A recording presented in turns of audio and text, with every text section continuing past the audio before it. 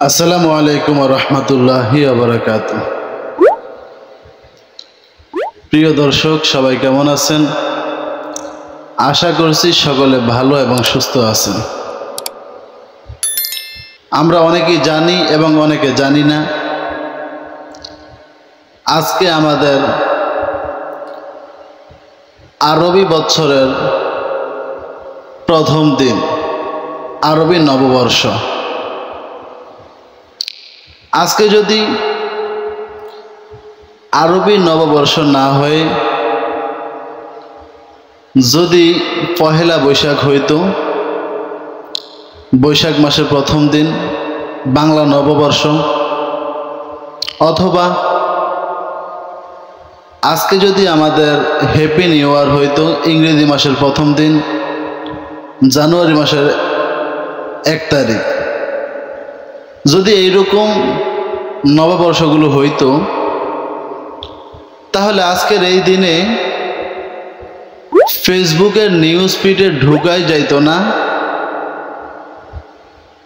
আমাদের শুভ নববর্ষ এবং হ্যাপি নিউ ইয়ারের কারণে, এবং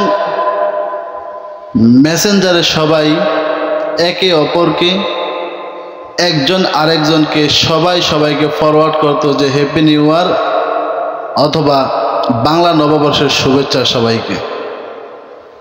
কিন্তু বড় দুঃখের বিষয়, আজকে আমাদের আরবি মাসের প্রথম দিন, মুহররম মাসের প্রথম দিন। আমরা অনেকে জানি না আজকে যে মুহররম মাসের প্রথম দিন, মুহররম মাস যে আসছে এটা আমরা অনেকে জানি না।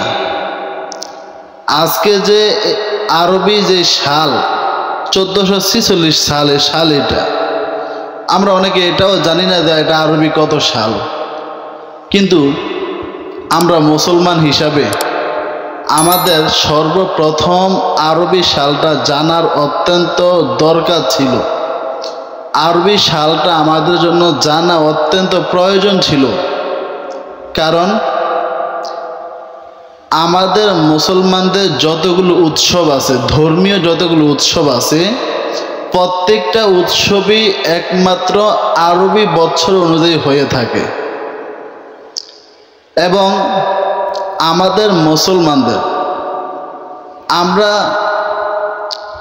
শুক্রবার জুমার নামাজ পড়ি, মসজিদের ইমাম সাহেব, খতিব সাহেব যারা জুমার নামাজ পড়ায় তারাও কিন্তু আরবি বছর অনুযায়ী খুতবা পড়ে।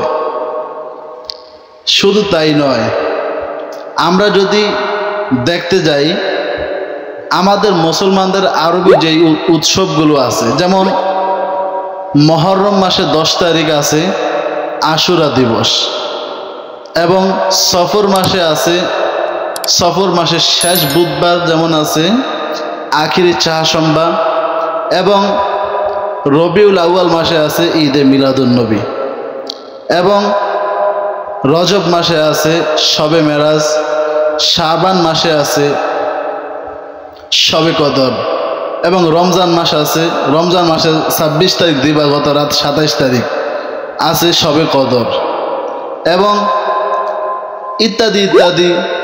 আমাদের ধর্মীয় যে উৎসবগুলো আছে প্রত্যেকটা উৎসবই একমাত্র আরবি সন অনুযায়ী, আরবি তারিখ অনুযায়ী হয়ে থাকে।